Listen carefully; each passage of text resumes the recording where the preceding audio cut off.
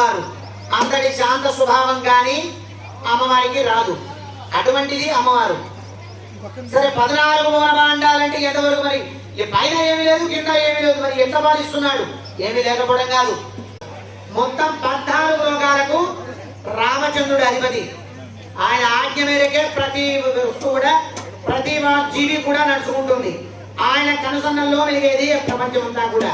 భూమండలమే కాదు, అన్ని మండలాలు కూడా ఆయన కనుసన్నలో. నీలమేఘ శ్యాముడు అన్నారు.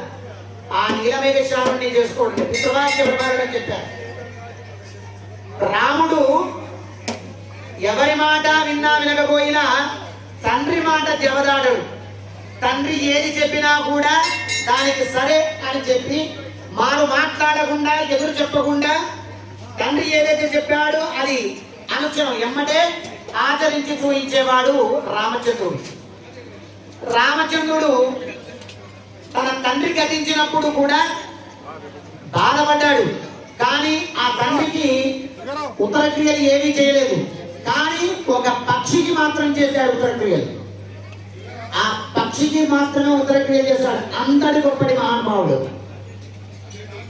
ఒక శివధనుసును మాత్రం తన చిటికెన వేరుతో లేపి దాన్ని గురు చూసి దాన్ని విరిచి మరి సీతమ్మ వారిని వివాహం చేసుకున్నాడు.